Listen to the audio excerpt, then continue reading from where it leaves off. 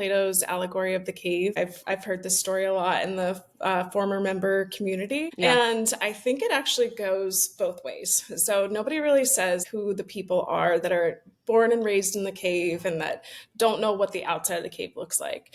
It could be me. I really relate to that story because I feel like I was born and raised in a cave and I left and it was super painful because I was seeing the sun for the first time and everything. And so I relate to that story.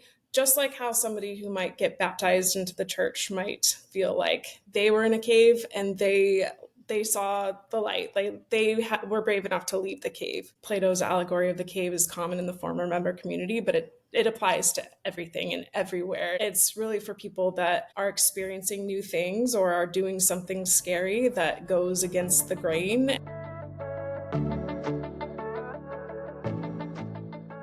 Hello, Why I Stay family. We are back for a listen-in episode. Listen-in episodes are a deviation from our regular Why I Stay episodes. I'm bringing former members on to talk about their experiences in leaving the Church of Jesus Christ of Latter-day Saints and how that felt and what it was like to teach me how to be a better listener. And hopefully along the way, maybe this helps somebody else as well, whether they are a former member or somebody in the middle of a faith crisis or transition or someone who is the loved one of someone experiencing those things. I think we just have so much to gain from each other's real experiences. And if we can just teach ourselves to listen without panicking, we might make some progress. So this is episode number 5, actually, of this series, 5 out of 8, if all things go according to plan. And listeners, before we begin this episode, I always love to start with a scripture just to kind of like set the tone for what we're doing. This is a scripture that the Spirit gave me. 1 John 3:16. Hereby perceive we the love of God, because he laid down his life for us, and we ought to lay down our lives for the brethren. And let's see. Oh, and then 17 says, But whoso hath this world's good, and seeth his brother have need, and shutteth up his bowels of compassion from him, how dwelleth the love of God in him? I think to set the tone of this episode, it's so important for us to lay down our lives for people. And by that, I mean, we're probably not going to be asked to die for somebody, but to really emulate Jesus Christ, we need to set aside our lives, our like fears, our like trying to control other people. We need to lay that down to really have compassion for others. And when we see people have need, when we shut ourselves off, then we're not able to have these meaningful and needful conversations. And so anyway, with that in mind, let's get into this conversation. Courtney, before we get into your experience and dive straight into that stuff, can we do some rapid fire get to know you questions? Sure, let's do it. Okay. Courtney, how old are you? I'm 39. Do you have any nicknames? I do. My friends and family call me Court. That's Love the one it. I'll reveal. The others are locked in a vault. What state do you live in? I live in Florida. What is your favorite food? Current hobby? I have ADHD, so my favorite hobby is the next hobby. But currently, I love really like houseplants, as you can maybe see behind me. And then Yes. I'm also learning how to play guitar. What is a controversial opinion you hold? Like everybody loves Crocs, but you hate them. I think that melon ruins a fruit salad. So What is your biggest dream? I really want to see the Northern Lights. I maybe I would brave the Arctic for that. That sounds amazing. And the last one is, what is something about you that is the same now as it was when you were in high school? I have always been a little bit of a crazy cat person. Ever since I was little, I still am a crazy cat lady. I have 3 cats. Hasn't changed.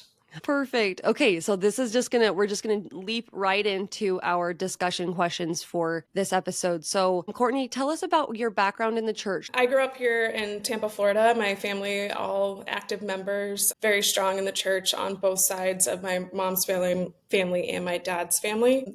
Are not a lot of members down here. It's a growing population, so there's more now. But back when I was a kid, my parents were like definitely one of the staples of the ward. We were active. We were always like, we had more than one calling. It was just very much fulfill as much as you can.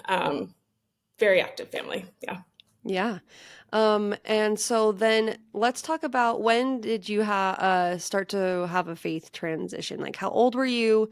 Where were you at the time? And what did that feel like? My faith transition actually took place over quite a bit of time. It started when I was pregnant with my son, who's now 16. He just turned 16. And I had just graduated from college a year before, gotten married, and my husband and I decided that we were going to move back to Florida. We were living in Utah at the time while he finished his degree. So we moved back to Florida. I went to the ward that I grew up in, and we moved in with my parents. And so I was called to be a Relief Society teacher. I was really intimidated because there were all these really smart ladies in the Relief Society, including my grandmother, she's passed away now, but she was a saint. She just always would, like call somebody out if they had wrong information. Like, she was not afraid to speak up in Relief Hmm. Society. So I was like, Mm-hmm.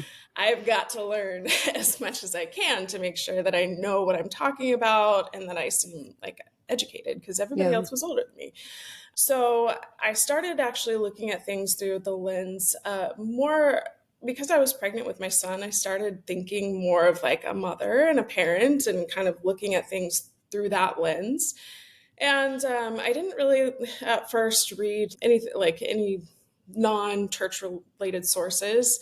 I just kind of studied my lessons and I was like, wait, I don't know if I actually believe that, like deep down, And so then I would study it a little more, try to understand it more, and I just kept running into these issues that we call them shelf items. And so I just kept putting things on my shelf and I was like, I will deal with that later. Um, and so it just kind of got to a point where I couldn't ignore this nagging feeling that like something wasn't adding up in my head. So it took me about a year to kind of explore that on my own. I did not tell a soul the entire year that I was just figuring out what was going on with me. I thought something was broken with me before I started talking to my husband about it. And then eventually we both decided that the church wasn't really for us. It didn't align with what we believed in, but we decided to stay. It was difficult to leave my entire family member, all of my family members, everybody that I grew up with. They were all in the ward, in the stake. My community was there. I had just moved across the country. I didn't really know anybody outside of church. I didn't have a job because I was pregnant, and then I had my son. And so we stayed active but non-believing for about 5 years after that. The plan was to wait until my grandmother passed away, which I'm glad I didn't because she just passed away a couple of years ago. So that would have been even longer. But um, it took me a while to leave, to stop going. And then after that, I just recently removed my record. So I'm a, I guess, former member with my records removed, but it was a very long journey for me, a long transition out of the church. So you talked about your grandmother. What made you want to wait until she had passed away to tell people? Yeah, so my grandmother came from pioneer stock. She was one of the most just faithful women I've ever met in my life. She was a friend to everybody. She was like a pivotal pillar in the stake. She was just an amazing lady, and I wanted more than anything to not hurt her. And I knew that by me not going and me deciding that I didn't want to raise my family in the church, it would break her heart. And so I could not even imagine doing that. But it happened anyway. So, um, Can I ask what it, happened? What it was like? Like, how did it all come about? yeah. So we had been mentally out physically, and we would go every Sunday, but we just were not like, we had both decided that my husband and I had both decided that we didn't believe in it at all. And I went from being a believing member to atheist pretty quickly after I decided that, I wasn't into the church. I kind of lost all my beliefs. And so during that time, I started drinking. I started drinking coffee. Not like I turned into an alcoholic or anything like that, but I just figured, if the church wasn't true, and I don't need to follow these rules anymore. And so my husband and I hid our alcohol when my in-laws came over, just because we hadn't told anybody. We weren't planning on telling anybody. So we hid our alcohol. We just didn't want to ruffle any feathers or anything like that. And my mother-in-law, she was trying to find a cleaning product or something, stumbled across our alcohol. And so she called my mom instead of talking to my husband or myself directly. She called my mom. She told my mom about what happened. And so my mom immediately called me crying. This was 5 years after, like I was mentally out. My parents had no idea though. I'm sure they had some inkling, but they really didn't know. I didn't tell them anything. And so at that point, I was like, okay, well, since we're having this difficult conversation and that cat is out of the bag, like just to let you know, I don't believe it. I don't believe in it anymore, and I'm not going to go anymore. I'm grateful to my mother-in-law for doing that because it kind of ripped the Band-Aid off. I wish it would have happened in a different way because it was not the most fun way to have all of that come out. But it was really relieving after that, and it wasn't received very well though. My parents did not understand. To them, it seemed like it was like a night and day, like a day difference. One day I was active and I was believing and I was going. The next day I wasn't, and I was drinking and I was drinking coffee and like all this stuff. So it was an interesting way to have my parents find out, but I would not recommend going that way. If you could go back, would you do anything differently, and what would that be? Yeah, I would. For one thing, I would probably tell my husband right away that I was questioning things and having these doubts. I really didn't have a reason not to tell him. It was more that I wanted to figure out what was going on with myself. And so I wanted to figure it out on my own. I didn't really want to drag him into my mental state or anything like that. I definitely would have told him a lot sooner. And then I also would have told my parents a lot sooner. I was just so scared of this conversation. I was scared of telling them that I don't believe anymore. I thought that they would take it as like a personal attack on their parenting and how they raised me, which was not the case at all. I had a great childhood growing up. Like, my parents are amazing. They still are amazing. And so, I wish that I would have told them sooner. I just didn't really have enough confidence in what I believed or really confidence in myself. I still at that time kind of thought that there was something fundamentally wrong with me, that I wasn't getting the same kind of confirmation and peace that other people were. Um, and so I really did think that there was something wrong with me, and I didn't want my parents to know. So I do regret taking so long to tell them. I actually didn't really tell them why I left until about a year ago, when I finally like sat down and had a conversation with my mom and dad. But yeah, so keeping them in the dark was hard, but I also didn't really want my journey to be belittled or minimized in any kind of way. And it was my journey to take. And so I'm a private person. This is kind of odd for me to put this all out here on a podcast. Let's rip this Band-Aid off too. But Yeah, sure, okay. yeah. So yeah, I definitely would have let people in a little sooner.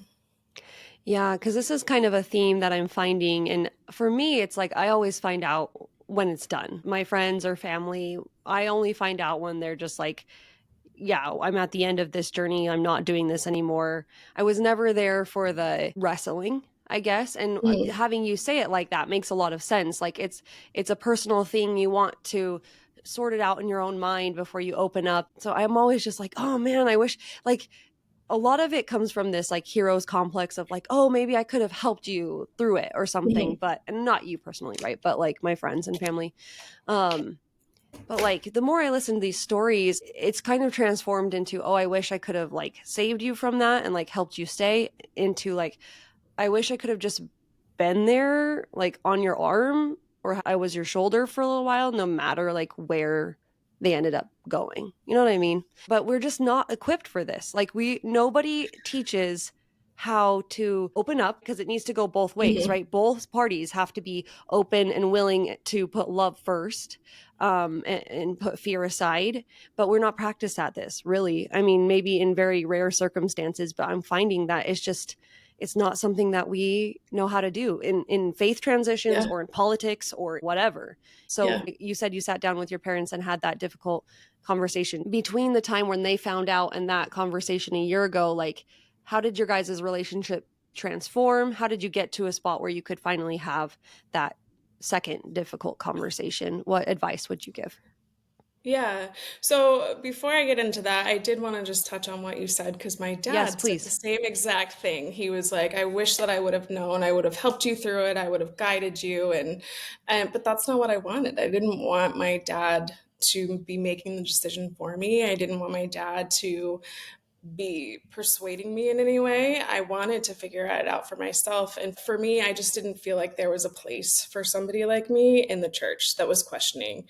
Um, Hmm. there was really no space. I would get corrected. I would get, well, I didn't actually say anything, but I saw other people get corrected. I saw other people, how people talked about people who left or who were questioning or who maybe weren't fulfilling their callings as much as they should have or whatever else. And so to me, there just was no space for it. And I would love to see like a little bit more acceptance of, yeah, like I've got some doubts and I'm going to work through it myself. But what you said at the second part, where you kind of transitioned from wanting to help people keep them in the church to wanting to be there for them during the transition, I think is like that's really powerful because if somebody would have known and just been like, hey, it's okay, like I still think you're a great person, I still think that you're the same person that you were, that would have really gone a long way because it is terrifying to leave. It's terrifying. It feels like the rug is being ripped out from underneath you. I lost my community of friends and I lost my moral footing. I lost like everything that I thought that I knew. And so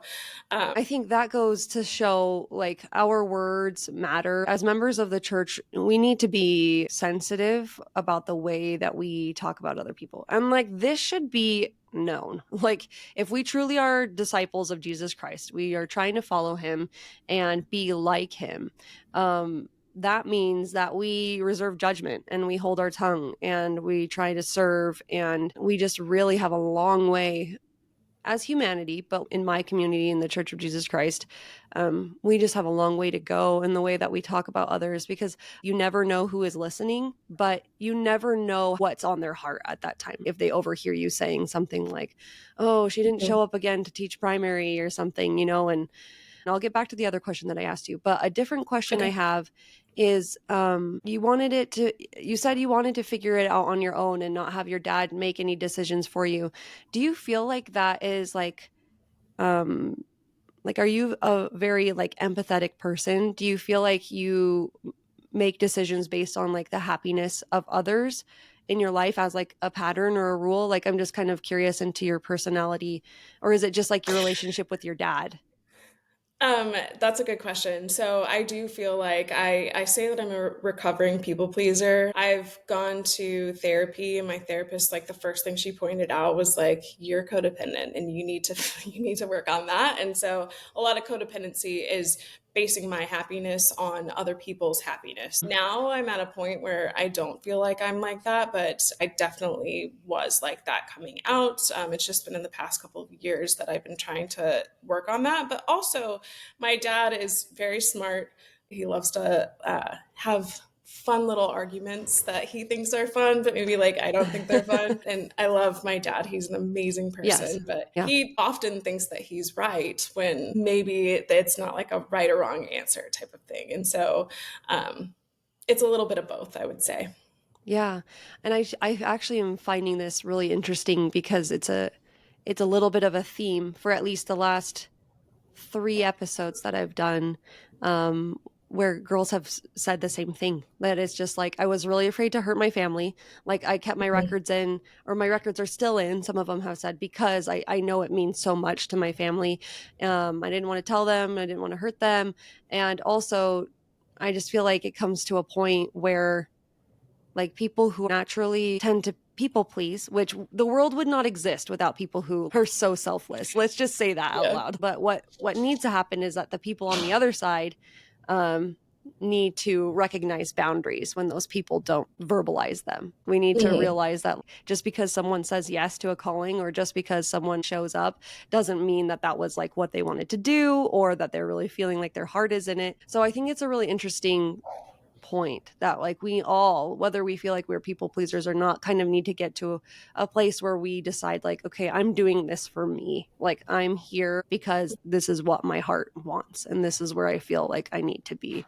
So anyway, Mhm. sorry. Thank you for taking me on that tangent. So you said that everything blew up when the alcohol was found. And then you said a while later, not even till like last year, did you sit down with your parents and have like a conversation about why you actually left? Tell me like what changed in that period of time, and what advice would you give, or what helped in that process of healing with your family? A lot definitely changed. For one thing, I was in therapy, so I was learning more healthy communication, and that like bottling things in is not the healthiest thing to do if you want to keep relationships with people that you love. Um, and then another thing too is that my brother passed away unexpectedly. We weren't really like, it was completely and totally unexpected. I'm so And it sorry. just put, I think, my whole family into this like different Mindset. perspective. Like my brother was not active. He was also very private. Like I always said that like he probably has a family somewhere that we have no idea about because he like just wouldn't tell us, you know. Sure. Um, so I think that my parents were very scared that, and they probably still are, that I have a brother and a sister, so that, you know, two out of their three kids are out of the church, and one of them, it's like, there's no going back. Like, he can't do anything in this life, you know, he can't go back to church. Like that ship has sailed for him. And so I think that they were just honestly wanting to know. They had been wanting to know for a long time. They asked me a lot like why I left, and I just didn't feel comfortable telling them because it was my story and I didn't want it to be belittled or anything like that.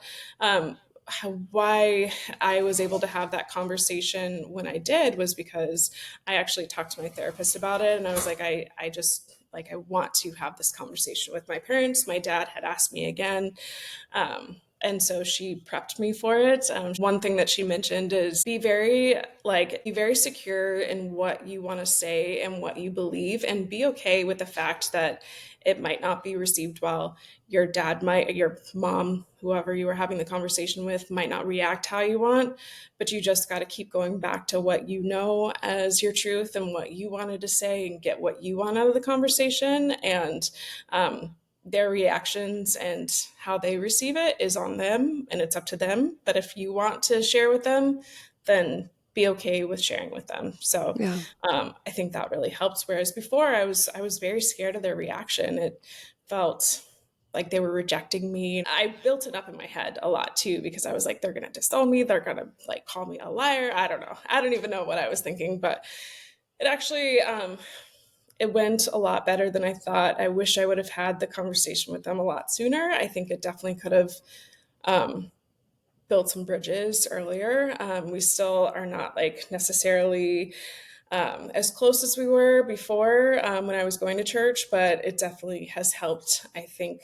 for them to see my perspective and to understand me a little bit better. And I feel better like not hiding from them anymore. So all around, it was a positive experience, even though it was they were difficult conversations. It makes me sad that you say you're not as close as you were before. And obviously, I have no reason to have feelings about that. It's not my business at all. But when it comes to families, I just wonder. I wonder about like doing therapy with families. Like, I'm just trying to think about like, how could you heal that? Does it just take time? What would it take on both ends of this relationship, and not just like you guys personally, but just in general? If it's a relationship worth saving, like what needs to happen, even though like the truth is out there now, what Yeah. comes next, right? Yeah. Well, and don't get me wrong, like my parents, they live 15 minutes from me. I still see them all the time. Like we're close, but we're not as close as we were when I mean, my whole faith transition happened right when I came home from college, basically. And so naturally our relationship is going to evolve because of that. I have my Sure. own family with my own kids. Right. Um, but I do feel like, you know, in order to be able to have a good relationship with my family, my parents in particular, I have to set some boundaries for myself. Like, for instance, I'm not going to talk politics with them. I don't really want to get into any kind of like church discussions. If they talk about church, that's fine. It's a lot. It's a big portion of their life. And so I don't want them to not talk about it. But I think that on their side, like they don't really know what to say. They don't know what's going to cross my boundary. And so I think that naturally that kind of changes the dynamic of the relationship because the church is just something that, all Yeah. of my family members are in the church, my cousins, my aunts and uncles, like their friend group is primarily in the church. And so it's a lot of what they talk about. And so naturally we have less to talk about. And they don't really ask too much about my life or anything.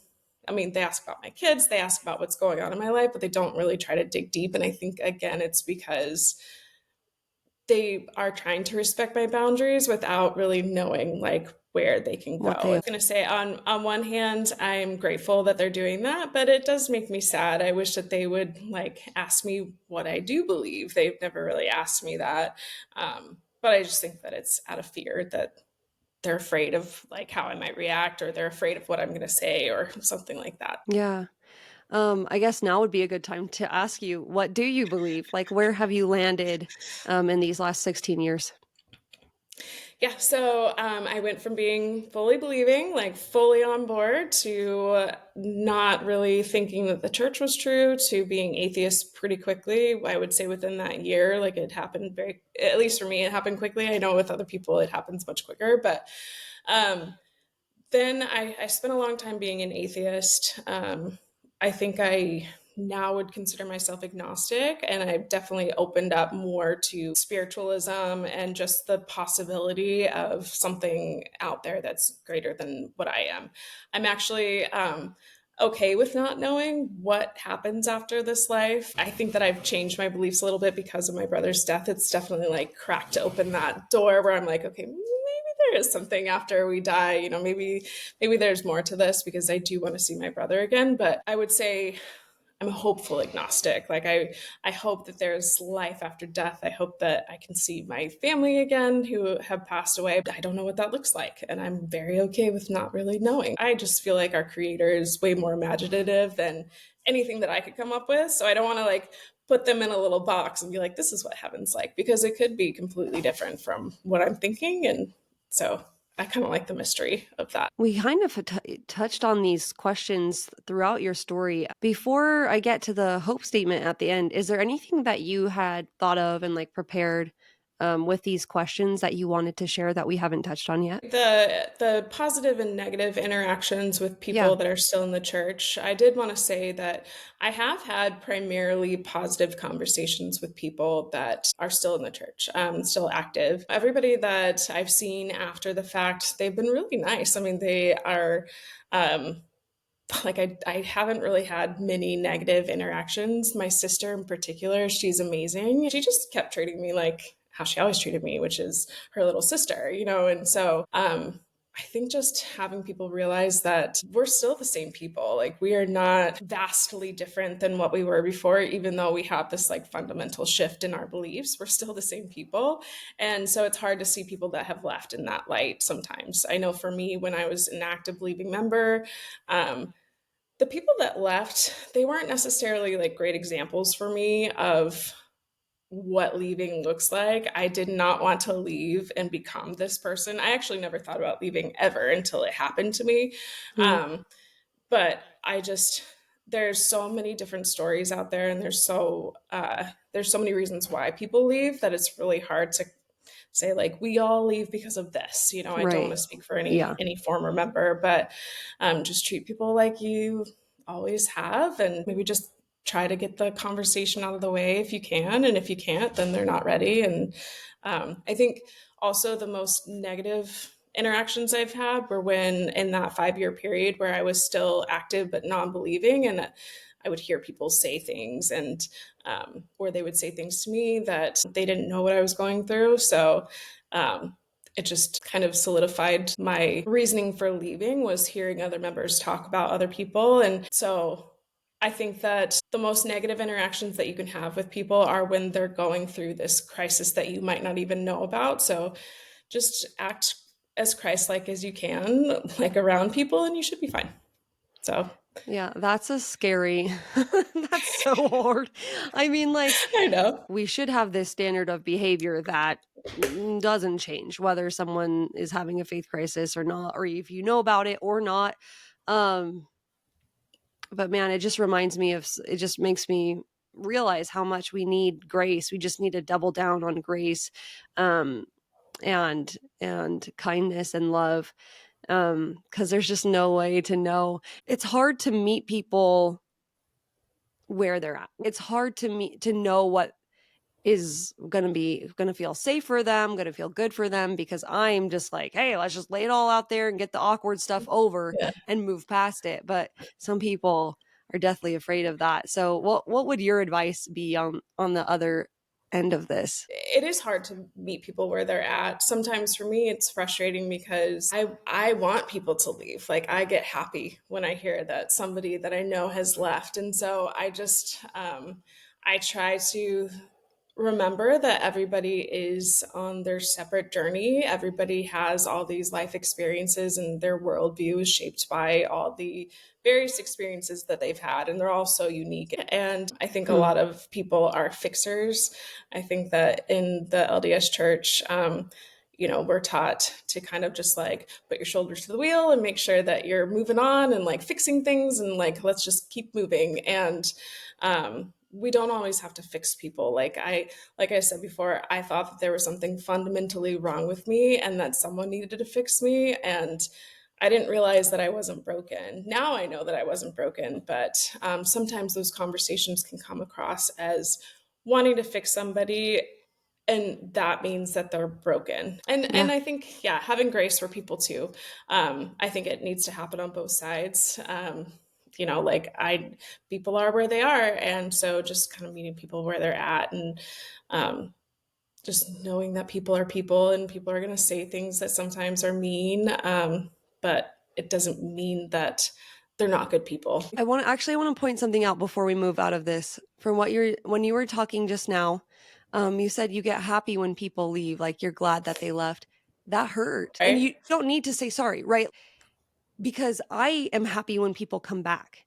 I'm happy when they stay, right? As a member of the Church of Jesus Christ of Latter-day Saints, I have to recognize that people have the same reaction about how I feel about people coming back to the church as I did when I heard Courtney say she's happy when they leave, right? We have to recognize that each of our experiences are valid and it's okay. It's okay. Courtney doesn't have to agree with me on this. And it's okay that I kind of felt like a little stab when she said that. That's okay. It doesn't mean anything about our relationship or like anything like that. It just can be a difference. And accepting those differences, they might be hard to swallow. Like it might hurt when people say certain things, but we have to realize, like that scripture said from the beginning of the episode, um, like the scripture said, like we have to, if we are really committed to this cause of listening to others and seeing where they come from, when we are listening to them, we have to be willing to lay down our lives, our thoughts, our beliefs just for a minute. Not that we're abandoning them. I sit down to listen to people, I'm realizing I have to set that piece of my brain aside. It's not about me right now. This is her conversation. This is her life, her journey, and that's hard. And I'm admitting this right now on this episode just to say like I'm still working on this. So thank you, Courtney, and I'm sorry for throwing that at you, but I just thought it needed to be said. No, I appreciate that. And, it's something that I feel like it needs to happen on both sides. There is actually something, if you have time to squeeze this in, this is something that I wanted to mention. Yeah. I don't know if you've heard of it. It's called Plato's Allegory of the Cave. I've heard this story a lot in the former member community. Yeah. And I think it actually goes both ways. So nobody really says like who the people are that are born and raised in the cave and that don't know what the outside of the cave looks like. It could be me. I really relate to that story because I feel like I was born and raised in a cave and I left and it was super painful because I was seeing the sun for the first time and everything. And so I relate to that story.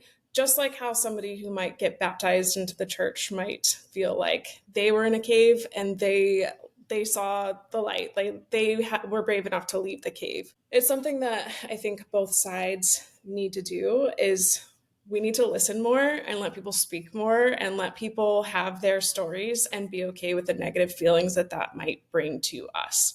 I have a really hard time sitting with negativity. I don't like Same. it, but I've been learning more that having negative feelings isn't bad. It just is. It's just a feeling that you have.